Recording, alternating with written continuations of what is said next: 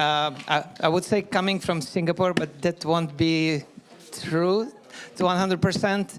I think what I personally like of what Ying Tong is doing is that she's kind of cryptographer with a human face. At the beginning, we've seen legal people with a human face, and I think that's a nice way of kind of like speaking with each other, finding the common language, although we can be from so many different fields. Does your mic works? Test. Yeah, please do. Okay, thank you, Mikola. And hi, everyone. Thank you for being here, and thank you, Stella. Thank you, Stella, for bringing the energy and like zero fucks into the space. So my name is Ying Tong, and I'm an applied cryptographer. I work on zero-knowledge proofs. So this talk is not about zero-knowledge proofs. This talk is about my existential crisis. This talk is about how basically I felt decontextualized in my work and how I've managed to regain context, how I've managed to connect with people outside of cryptography and outside of the blockchain world, and sort of find meaning in my work. So, yeah, in May this year, yes, I went to Boston for the ReCap conference, and ReCap stands for Reimagining Cryptography and Privacy. So this conference brought together a really diverse group of people. There were defense attorneys, there were people from the ACLU, there were activist organizers, there were academics, there were practitioners, and I was the only cryptocurrency person there, and they were really nice about it. So the focus of this conference was, first of all, to highlight the ways in which cryptography and surveillance contribute to marginalization currently. First of all, to acknowledge that problem. And then secondly, to then recenter these marginalized voices that too often don't make it into the protocols that we construct. To resist the toxic aspects of technology production, and to work towards dismantling systems of marginalization with the tools we have, cryptography and privacy. So, yeah, for someone who's been working on zero-knowledge proofs for 4 years, honestly, what my life looks like on a daily basis is just polynomials. It's committing to polynomials. Oh my God. Evaluating them, interpolating them, folding them, evaluating them in a different domain, and then back in the original domain. And I don't know, like after 2 years of this, I started to ask myself really why I'm doing this. And the reason I'm doing this, the reason that I work on zero-knowledge proofs and privacy-enhancing technologies is to help recenter marginalized voices and is to help fight these toxic systems that worsen power imbalances in our society. So this conference for me was life-changing in the sense that it changed my frame of mind. It gave me new mental models. And over here, I've put down 5 of them, not in any particular order. So for me, these were profound. Yeah, and I'll share them with you right now. So the first one is really meta, is cryptographic metaphors. So metaphors, what metaphors are, they are a familiar mental model that we use to understand new concepts. So when faced with like a new stimuli, we map that onto something familiar, something that we already know. And metaphors in that way are the realest thing ever. Metaphors shape the way we make reality, we make meaning. And cryptographic metaphors, shape the way we imagine protocols and we design protocols. So there was one talk here that was discussing these two metaphors, trust minimization versus purpose limitation. So trust minimization is a really popular metaphor as saying, basically, yeah, like actually all blockchains love this metaphor, this meme, that as long as you keep data hidden from some centralized server, you minimize the trust in that server. So you see here the example of privacy-preserving machine learning, whereby you encrypt the data, and then you send the ciphertext over to the model. The model is trained on the ciphertext, and the results are then returned to you without ever having revealed your data. The problem with this metaphor is that it completely ignores the fact that this data can still be used for harmful purposes. So, like, even though the server didn't see any of your real data, they were still able to train their model to better target you. And so, on the net, your welfare has been reduced, even though trust was minimized in this way. So, this is highlighting sort of the limits of this metaphor in informing how we assess solutions.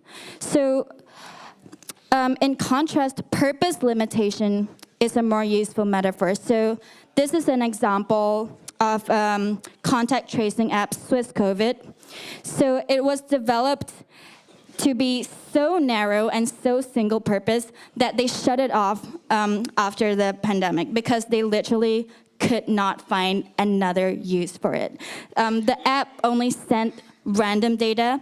It gave no information at all about people's location and identity. And it was so useless that they shut it down. And so this metaphor of purpose limitation actually is useful in helping us design applications that reduce harm. So yeah, this is an example of the power of a metaphor in guiding our thought and guiding our decisions as cryptographers. Oh no. I have an offline backup.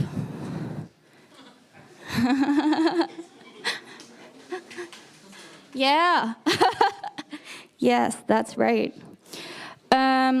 So the next sort of mind shift I had was an interdisciplinary one, legal cryptography hacks. So this is still sort of related to the theme of metaphors. So I learned at that workshop that metaphors have a very real ontological weight in the legal system. So for example, whether you compare encryption to a container versus speech. So now there's, in the US, there's the Fifth Amendment that protects you from forced testimony. So it protects you from having to reveal some secret that you have. And for instance, if you had an account that was protected by a password, I couldn't force you to tell me the password because the password is in your head. And if you tell me that, then that's forced testimony. But if you had a safe with a key, I could force you to give me the key because the key is in your pocket, it's not in your head. And that's not forced testimony. So depending on whether you call encryption an account with a password versus a safe with a key, that either precludes it or includes it in the Fifth Amendment protection. So to me, that was really wild. And the thing is, when these concepts are communicated to non-technical judges and juries, metaphors are crucial. Metaphors are what help them understand it, help them map it to something familiar that they know. And so, yeah, sort of how, okay, this is an example I took from the recent Tornado Cash proceedings. If you're not familiar, one of the charges of against Tornado Cash is that they're a money transmitter. And the Tornado Cash people respond like, we are not a money transmitter because we don't control the funds. Like, we don't control your private keys, we can't spend it. So in response, the DOJ said, you know, what is a transfer? Like a transfer, you can think of it as a USB cable transfer data. There's a frying pan transfer heat. A metal pan transfers energy to a juicy ribeye steak. This was from the document. And so maybe, yes, maybe to the cryptographers here, this seems really funny. However, look, they're not literally saying that Tornado Cash is a frying pan, but they're drawing this analogy to suggest to something familiar, something intuitive to the jury.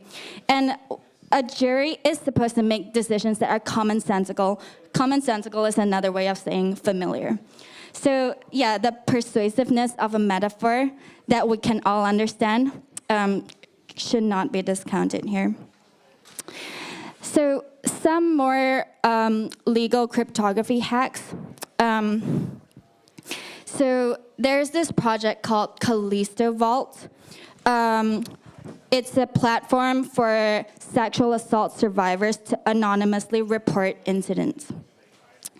Now, the incident reports and personally identifiable information are encrypted to protect the survivors. But the key here is that they are encrypted to an attorney, to a legal outside counsel.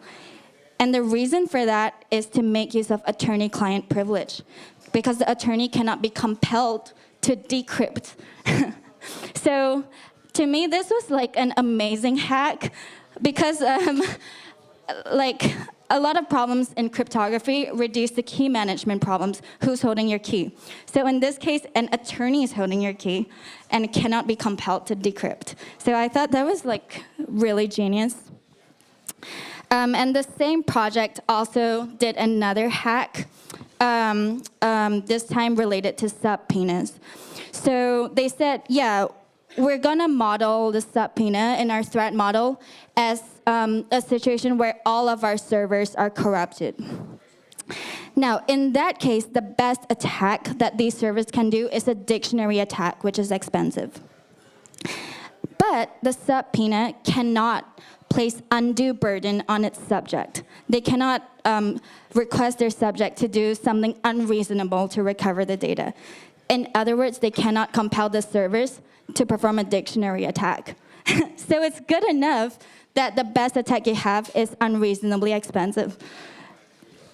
So yeah, this was, I think I'm just scratching the surface of legal cryptography hacks.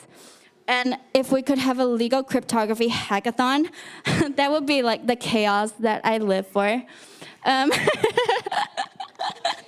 Yeah. Woo! Yeah.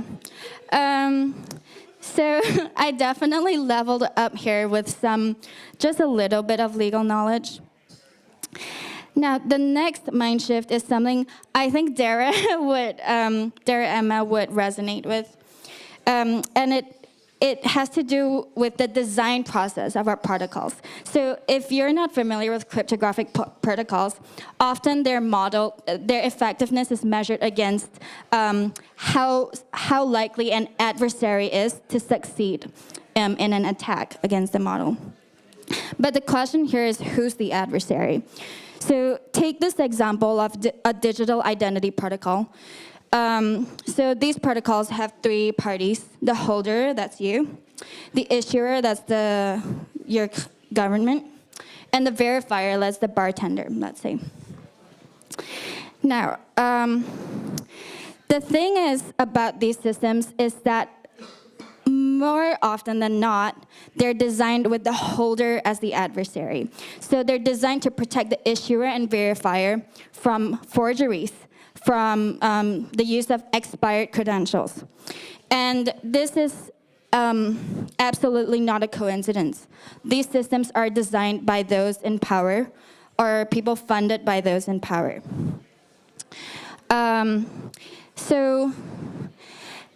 But what if we're in a situation where the power imbalance doesn't fall that way? So let's say a policeman stops you and asks to see your ID. So the power imbalance here is you're definitely not the dangerous one here. You're definitely not the one that we need protection against. So why not think about protecting the holder? So, for example, selective disclosure, allowing the holder to reveal only what's necessary. Or, for example, unlinkable presentation, defending a holder from being tracked by multiple colluding verifiers. Also, like, why are we trusting the verifier? Why are we assuming that the verifier is always, like, in the right? How does the holder know who the verifier is? How do they know that the verifier is allowed to even be asking them for that information? And if the verifier is like scanning something, how does the holder know like what exactly the verifier can see? And how does the holder know whether or not the issuer is lying to them? So yeah, these are all from the example of digital identity, and it reflects how power imbalances can creep into the design, into these underlying assumptions of our protocols. So I think this point here is a point that Dara Emma made at ZCon 5, which is in relation to a class of protocols called compliance protocols that try to preserve some degree of privacy, except when it comes to an authority or an auditor. So this is to be compliant with, for example, KYC or AML regulations. So in these situations, should the protocol model the authority and the regulators as the adversary? It's an interesting question. And another example of sort of the benefits of carefully considering your adversary is this paper that came out recently about AirTags. So this paper made the point that a stalking victim has very similar goals to a tracking adversary. So if you're being stalked, you absolutely want to de-anonymize your stalker and link an AirTag to their identity. However, if you are trying to track someone, that's also your goal. So this paper managed to sort of identify some granular differences between these two adversaries, namely that the stalker is always in close proximity to the victim, and the victim is able to collect more information about the stalker and de-anonymize them. So, yeah, I think for me, previously reading papers, I never questioned who's the adversary or why the adversary is what the paper says. But after this conference, I'm definitely really suspicious and asking that about every paper. I think Dara Emma said just now, like a few hours ago, like everyone should be an adversary in your models. I'm starting to think that's true. And another sort of class of entities left out of threat models are bystanders. So I think the point here is that we need to question the assumptions underlying our threat models. So the fourth kind of mind shift I got was public perceptions of privacy. And this is only possible, this only becomes clear from actually interacting with the public, FYI. So there were a bunch of anthropologists at the conference who had spent some time in the field. So this person was observing UK climate activists and their OPSEC practices. And they found that several of the activists were worried about the police gaze. So they thought that even having Signal installed on their phone would look suspicious in itself, like they had something to hide. And they were particularly wary of this because of the possibility of undercover cops being in their midst. So, yeah, this is very valuable to know, like, that privacy-preserving apps could be perceived as being suspicious or unsafe, instead of providing additional security as we would have assumed, perhaps. Another interesting observation was from this study in Colombia, where they found that people in conflict zones become accustomed to just handing over personally identifiable information, for example, at military checkpoints. And so the OPSEC practices there are degrade, and it becomes normalized that people shouldn't have autonomy over their data. So I think these sort of perceptions of privacy are unspoken very often, and can vary wildly depending on context. And without knowing these, without actually taking the effort to find out, we wouldn't be as effective in trying to educate or in trying to communicate privacy and good OPSEC practices. So my last sort of concluding meta mind shift is that we need diversity in the room. That's why I wanted to give a shout out to Stella. I think Stella brings just a completely different, bold, daring energy into this crowd, which we need. So from that workshop, I interacted with people who have on-the-ground experience, who have deployed something IRL. And yeah, these included defense attorneys, activists, organizers, standards bodies, and a lot of human-computer interface designers. So these interactions help us to discover knowledge gaps, understanding gaps, and to understand problems in context, to understand why people might have some attitudes and beliefs that they have. Another thing that was really valuable and special was the interdisciplinary perspectives. So it wasn't just computer scientists and cryptographers. There were a lot of anthropologists in the room. There were a bunch of attorneys, legal experts.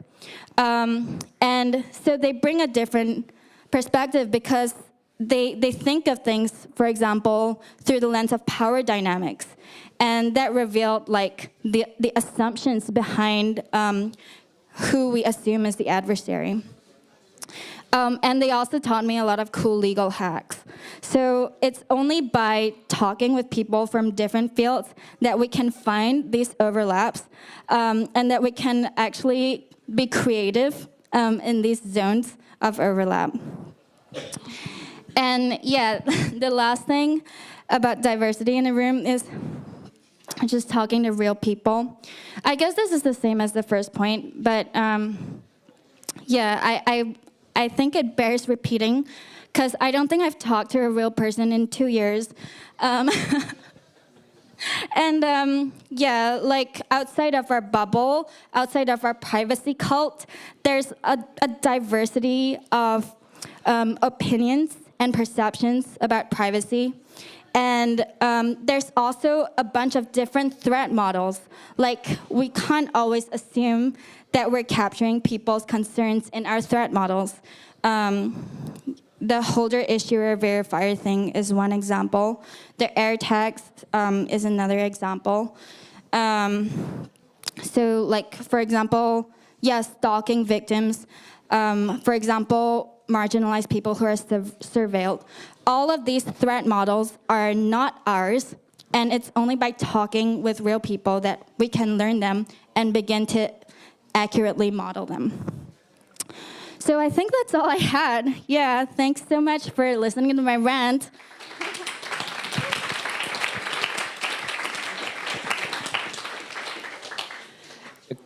Check. Some questions, because we have lots of cool information in here. Okay. Then we will move forward. So Yes, thank you a lot yes. for your Thank you. presentation. Thank you.